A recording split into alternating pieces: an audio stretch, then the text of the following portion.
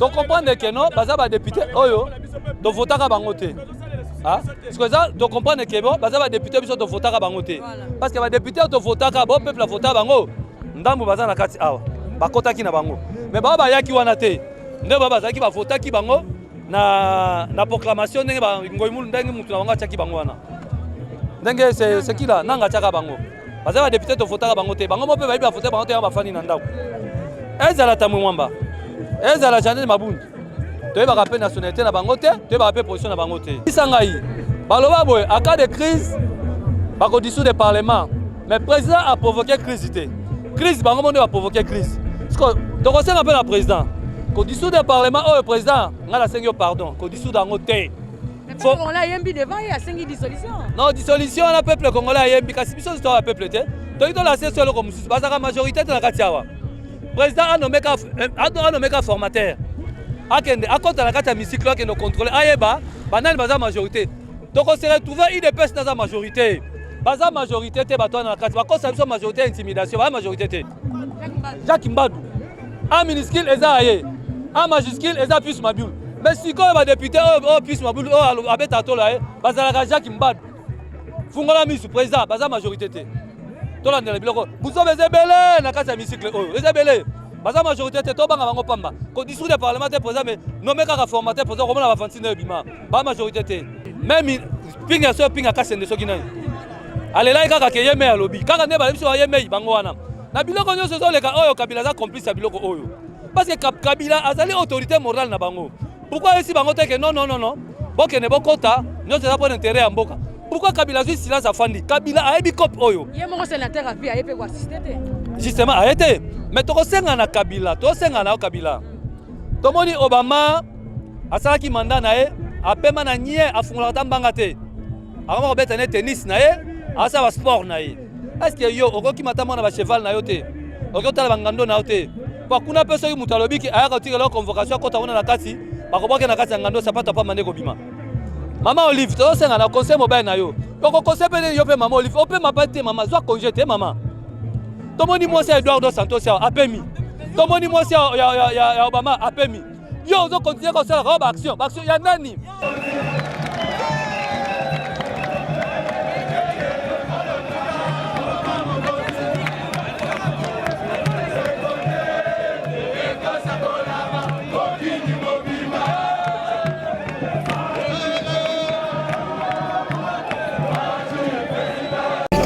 Correcteur News TV, Awande correction, il y a news tout. Donc Awande, on assure quoi. Suivez Correcteur News TV.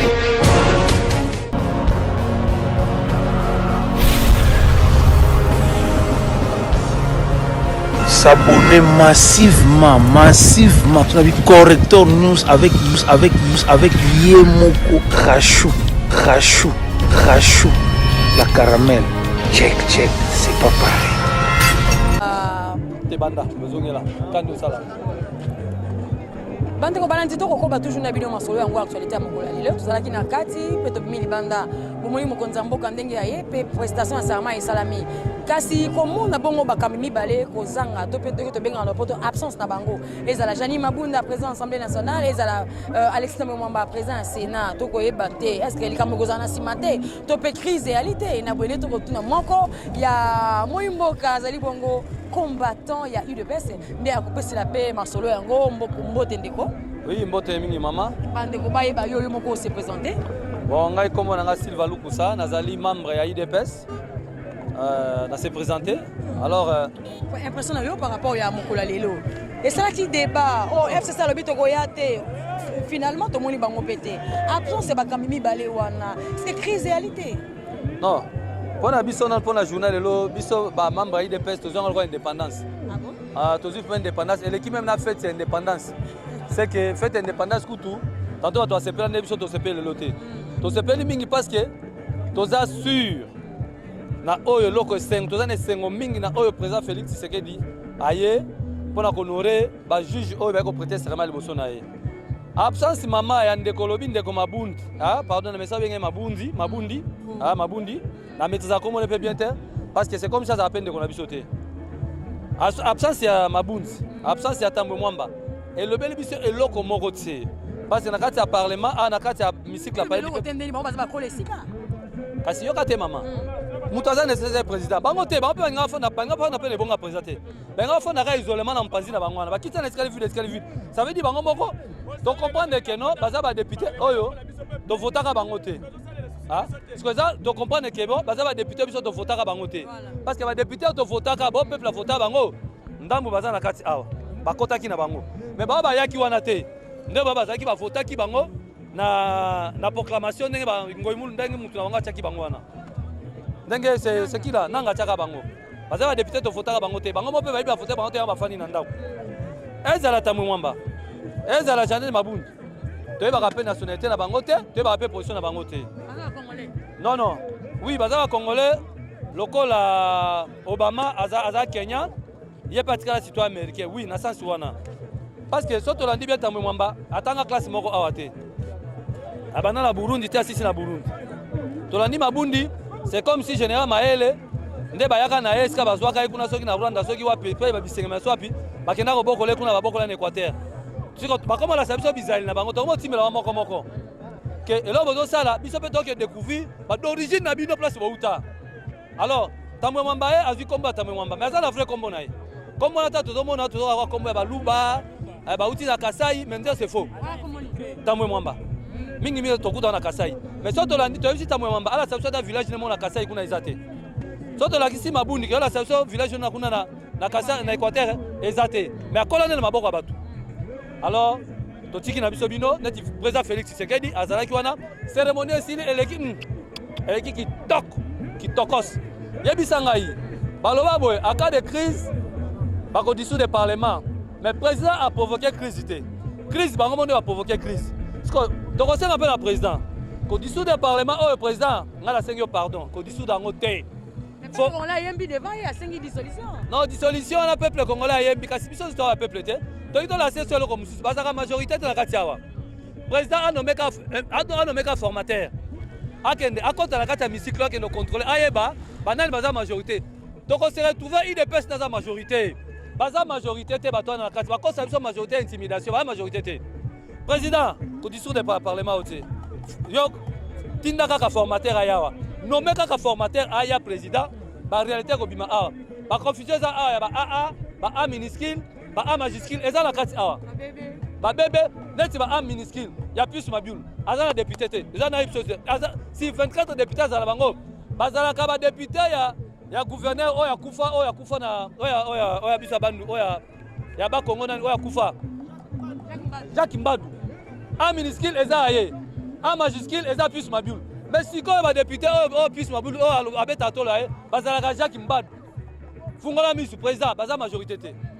tolandela biloko buzobe ezebele na kati ya misikle oyo ezebele baza majorité te tobanga bango pamba kodissoudre parlement te président mais nome kaka formateur président komona bafantine oyo bima ba majorité te baza moke est-ce que milingi ekobima te na nsima ekomona cérémonie ya lelo bato wana mibale bamingi ya badéputé to mpe basénateur ya FCC baye te na nsima tokomona likambo ekosalama te o bazoregrete na minute oyo bakoma regrete place bazana baza awa bameli mpe mande na minute oyo bazoyeba te seke baza wana yebi te basili mayele na minute oyo omoni lokola ministre ya justice oyo soki oyo président te kolongole mosala baki ye me ya lobi wana meme pinga so pinga kasende soki nani alelai kaka ke ye me ya lobi kaka nde balebiso ye mei bango wana na biloko nyonso ezoleka oyo Kabila aza complice ya biloko oyo parce que Kabila azali autorité morale na bango pourquoi esi bango te ke non bokende bokota nyonso eza mpo na intérêt ya mboka pourquoi Kabila azwi silence afandi Kabila ayebi kope oyo ye moko sénateur avi aye mpe koassiste te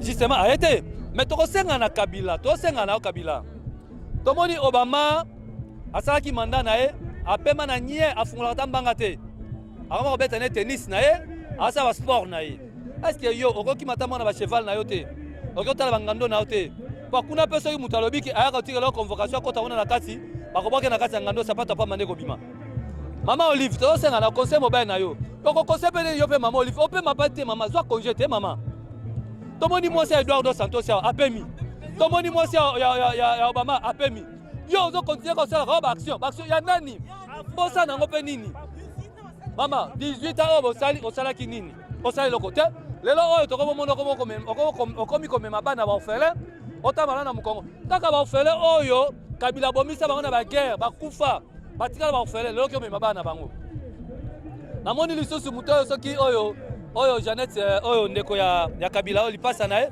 ya lokutaka ndenge zalaka oyo bazane kara 8 ans Janet ala za mkola Kabila 8 ans bazane différence à 8 ans mais ba mapasa to ebité première fois na monde to mona mapasa oyo abimi après 8 ans mususu abimi première fois na monde ezaka na Congo awa ndebe to moni James Kabarabe akomi chef d'état-major na deux pays azaye moko na monde makamona mingi ezalaka na Congo awa comme na chef d'état-major dans le Salémateur yewana azo diriger na Goma azo diriger Rwanda azo diriger RDC Maliboso Maliboso to mona ba mapasa bazane kaka 8 ans kaka na Congo awa Janet azoleka azoloba nini azoloba ke ba soda to la vie ba soda dans la intervention première intervention ça là ça pour ba soda eza soni mingi na mawa botika ba soda bonyokola ka ba fananier personne ayo kasi par rapport ya ba juge banzuzi o ba sa ba tema kili bosa mokonzi to moni mwasi na kati na mibale mozusu mwa liba nini ko omoni na kati omoni na kati mama na kati oh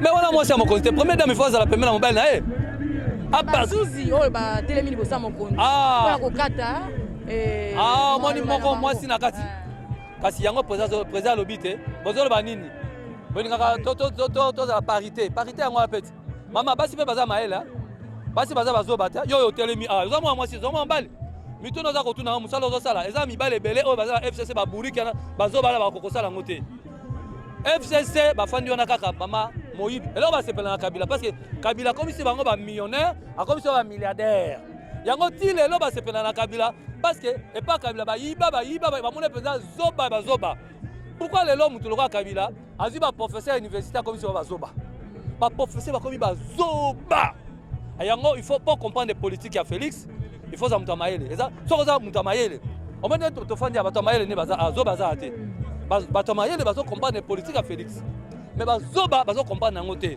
soki aza zoba te aza ndoki so aza ndoki te aza nganga so aza nganga te aza mutamisa mabe so aza mutamisa aza muibi soki te plupart na bango pe kena bandako na bango plupart na bango kena bandako na bango omona bana ba bizengi baza na bana ba bizengi na bana ba bizengi pa nini ba sacrifier bana na bango ba sacrifier bana na bango na ba kisi na bango baza nango ya ke ba mvute Congo ba ko mvute Congo te voulu pas mama kanga dati ya lelo Félix Tshisekedi ako diriger Congo na ndenge sengeli be o nyoso tozomona malamu ekoya bango basali jeune ba ministre na bango pa ba intercaler président Félix bazui ministre ya finance batikele finance bazui na banque kaka za na banque amuta FCC bazo compliquer président ya kosakana te des voleurs président nga atia kaka budget 11 milliards bango baboy 11 milliards bango sa calculer to Congo ka 6 milliards bali boma na mutu na bango pays lokola Congo eza na nyonso Angola ya pamba eza na bozui richesse lokola Congo te mais eza na budget ya combien ya 35 milliards de dollars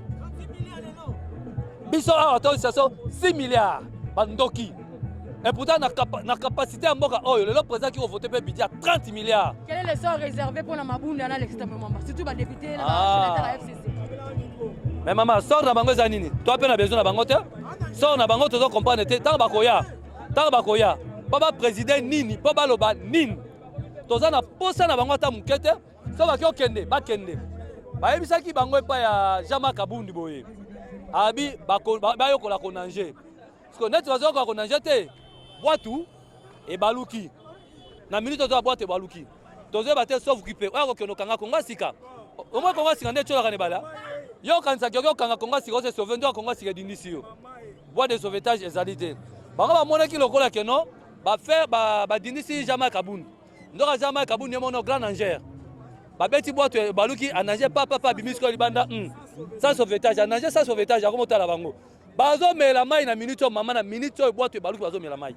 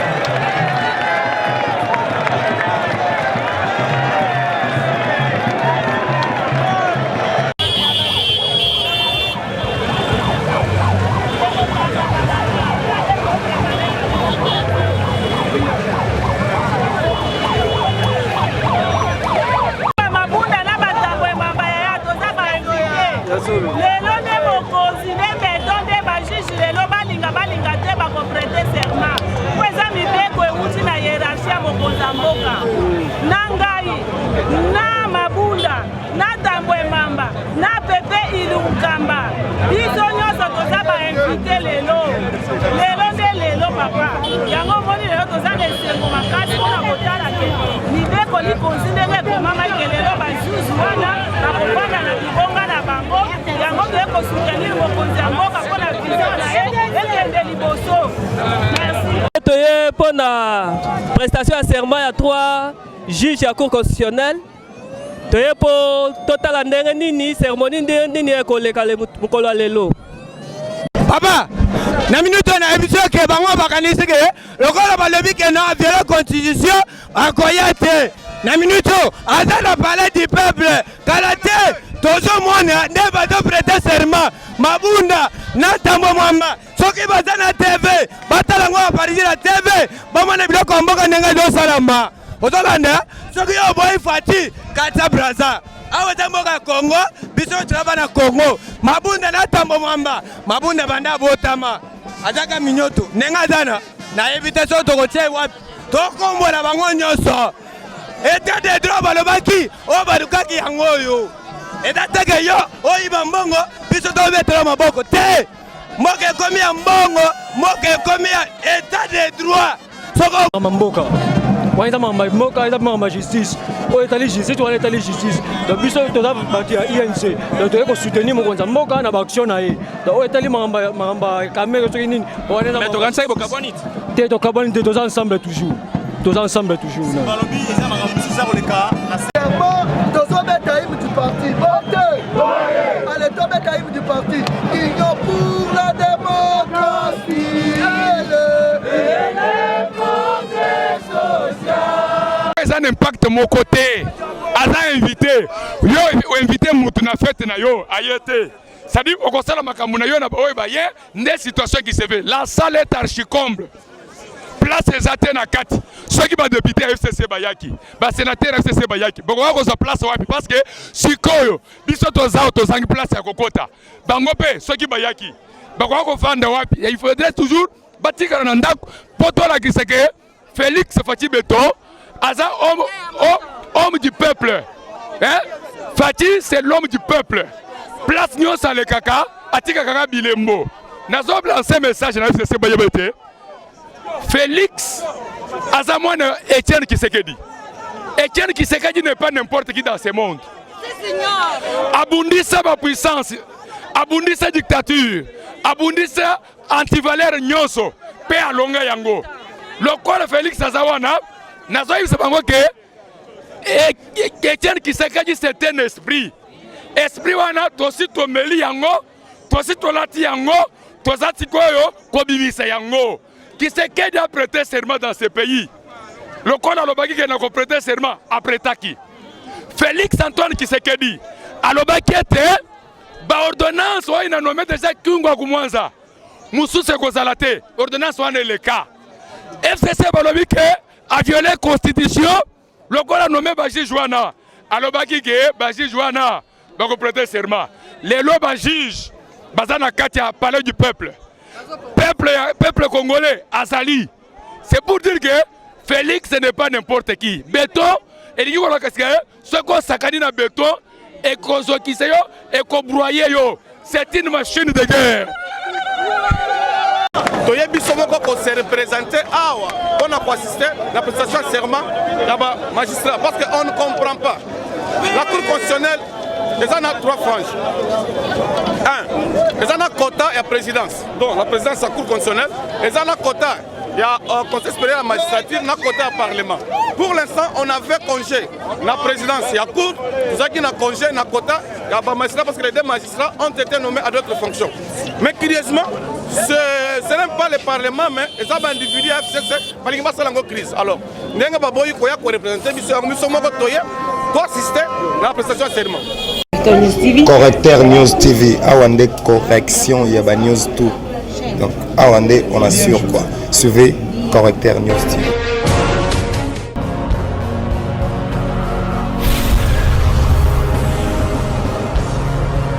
S'abonner massivement. Tu as vu Correcteur News avec Yemoko Crachou. La caramel. Check, c'est pas pareil.